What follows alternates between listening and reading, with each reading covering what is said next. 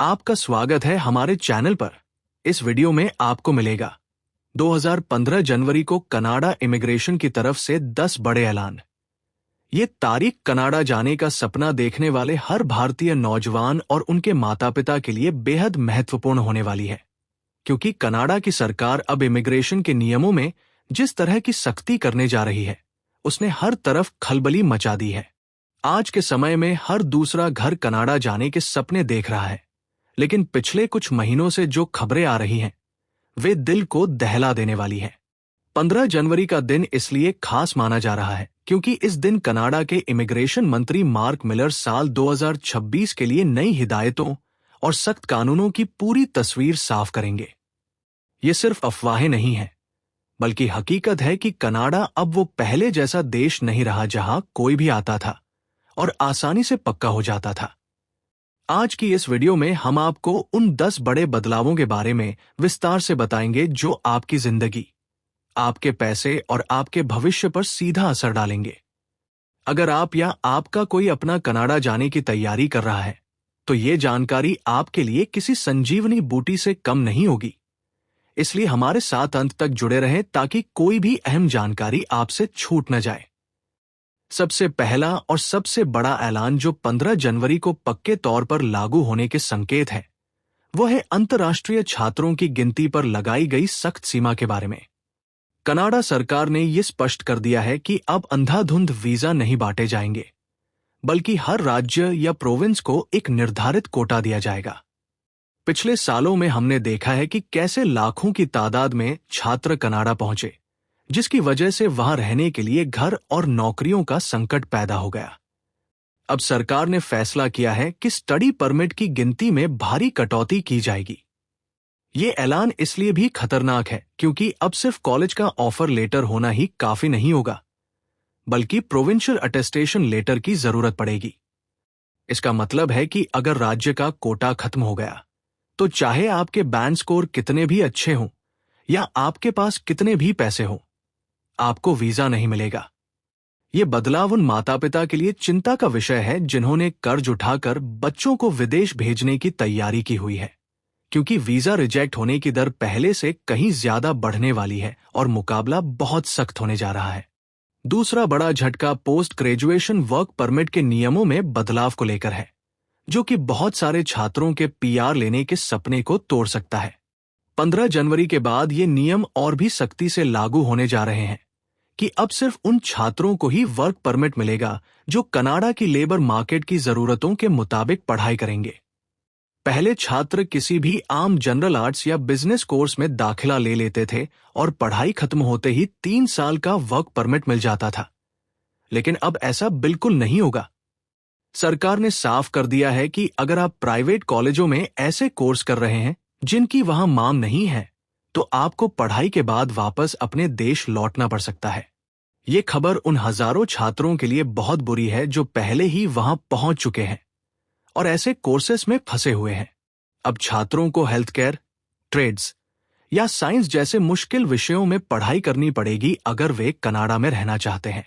ये फैसला कनाडा सरकार ने इसलिए लिया है ताकि सिर्फ हुनरमंद लोग ही देश में रहें, न कि सिर्फ वो जो पीआर लेने के लिए आसान रास्ते ढूंढते हैं। तीसरा अहम ऐलान स्पाउस ओपन वर्क परमिट के बारे में है, जिसने लाखों परिवारों की नींद उड़ा दी है। पहले ये रिवाज था कि एक व्यक्ति पढ़ने जाता था और उसका जीवन साथी ओपन वर्क परमिट पर साथ चला जाता था, जिससे घर का खर्च चलता रहता था। लेकिन 15 जनवरी की नई हिदायतों के मुताबिक अब कॉलेज या डिप्लोमा करने वाले छात्रों के पति या पत्नी को वर्क परमिट नहीं मिलेगा। ये सुविधा अब सिर्फ मास्टर्स डिग्री या डॉक्टरेट करने वाले उच्च स्तर के छात्रों तक ही सीमित कर दी गई है। इसका सीधा असर हमारे समाज के उन जोड़ों पर पड़ेगा जिनकी शादी ही इस आधार पर हुई थी कि दोनों इकट्ठे कनाडा जाएंगे और सेटल होंगे। इस नियम के कारण बहुत सारे रिश्ते टूटने की कगार पर पहुंच सकते हैं और परिवारों में दूरियां बढ़ सकती हैं। सरकार का मानना है कि स्पाउस वीजा का गलत इस्तेमाल हो रहा था और कनाडा में जरूरत से ज्यादा लोग काम करने के लिए पहुंच रहे थे। अब अगर किसी ने अपने साथी को बुलाना है, तो उसे या तो बहुत ऊंची पढ़ाई करनी पड़ेगी या फिर विजिटर वीजा के जरिए बुलाना पड़ेगा, जिसमें काम करने की इजाजत नहीं होती। ये एक बहुत बड़ा धक्का है जो परिवारों को आर्थिक और मानसिक तौर पर प्रभावित करेगा। चौथा ऐलान कनाडा में शरणार्थी या असाइलम लेने वालों के लिए बहुत सख्त होने जा रहा है। पिछले कुछ समय से देखा गया है कि बहुत सारे लोग, खास तौर पर अंतर्राष्ट्रीय छात्र और विजिटर, वीजा खत्म होने के डर से या पक्के न होने की हालत में झूठे केस बनाकर असाइलम अप्लाई कर रहे हैं। 15 जनवरी से कनाडा सरकार इस प्रक्रिया को बहुत बारीकी से जांचने के नियम लागू करने जा रही है। अगर किसी का केस झूठा पाया गया तो उसे न सिर्फ तुरंत डिपोर्ट किया जाएगा, बल्कि उस पर कनाडा आने पर हमेशा के लिए पाबंदी भी लगाई जा सकती है। सरकार ने ये नोट किया है कि स्टूडेंट वीजा पर आए लोग असाइलम का गलत इस्तेमाल कर रहे हैं ताकि वे कनाडा में टिके रह सकें। अब इमिग्रेशन अफसरों को ज्यादा अधिकार दिए जाएंगे कि वे शक के दायरे में आने वाले केसों की गहराई से पड़ताल करें। ये उन एजेंटों के लिए भी चेतावनी है जो भोले भाले लोगों को गलत सलाह देकर पैसे ठगते हैं और उन्हें गलत रास्ते पर डालते हैं। याद रखें, कनाडा सरकार अब हर फाइल को शक की निगाह से देख रही है और गलत जानकारी देने का अंजाम बहुत भयानक हो सकता है। पांचवां ऐलान लेबर मार्केट इम्पैक्ट असेसमेंट से जुड़ा हुआ है, जो कि आजकल वर्क परमिट खरीदने का सबसे बड़ा जरिया बना हुआ है। 15 जनवरी के बाद LMIA जारी करने के नियम इतने सख्त किए जा रहे हैं कि फर्जीवाड़ा करना लगभग नामुमकिन हो जाएगा। अक्सर देखा गया है कि कुछ मालिक और एजेंट मिलकर 30 से 40 लाख रुपए लेकर नकली नौकरियों की पेशकश करते हैं, जबकि असल में वहां कोई काम नहीं होता। कनाडा सरकार अब उन कंपनियों की सख्त ऑडिट करेगी जो विदेशी कामगारों को बुला रही है। अगर कोई कंपनी सही तनख्वाह नहीं दे रही या उसके पास काम दिखाने के लिए सबूत नहीं है, तो उनका LMIA रद्द कर दिया जाएगा और वीजा भी कैंसिल हो जाएगा। ये कदम उन गरीब परिवारों को बचाने के लिए उठाया गया है जो जमीनें बेचकर लाखों रुपए एजेंटों को देते हैं, लेकिन आगे जाकर उनके बच्चे वहां धक्के खाते हैं। अब सिर्फ उन क्षेत्रों में ही LMIA मिलेगी जहां वाकई कामगारों की भारी कमी है, जैसे कि खेती बाड़ी या कंस्ट्रक्शन का काम। आम दुकानों या रेस्टोरेंट में वर्क परमिट मिलना अब बहुत मुश्किल हो जाएगा। छठा ऐलान विजिटर वीजा से वर्क परमिट में बदलने वाली पॉलिसी के बारे में है। कोविड के समय के दौरान कनाडा सरकार ने एक अस्थायी नीति बनाई थी जिसके तहत विजिटर वीजा पर आए लोग कनाडा के अंदर रहकर ही वर्क परमिट अप्लाई कर सकते थे। इस नीति का लोगों ने खूब फायदा उठाया, लेकिन अब 15 जनवरी के आसपास इस नीति को पूरी तरह बंद करने का ऐलान हो चुका है। इसका मतलब है कि अगर आप घूमने के बहाने कनाडा जाकर वहां काम ढूंढने की सोच रहे हैं, तो ये रास्ता अब बंद हो गया है। अब अगर कोई विजिटर वीजा पर कनाडा जाता है और उसे वहां काम मिल भी जाता है, तो उसे वर्क परमिट लेने के लिए कनाडा से बाहर जाना पड़ेगा या अपने देश वापस आकर अप्लाई करना पड़ेगा। ये फैसला इसलिए लिया गया है क्योंकि बहुत सारे लोग टूरिस्ट बनकर जाते थे लेकिन वापस नहीं लौटते थे, जिससे कनाडा के सिस्टम पर बोझ पड़ रहा था। ये बदलाव उन लोगों के लिए चेतावनी है जो सोचते हैं कि एक बार कनाडा पहुंच जाए, आगे जाकर कुछ न कुछ जुगाड़ लग ही जाएगा। अब जुगाड़ लगाने के रास्ते पूरी तरह से बंद हो रहे हैं।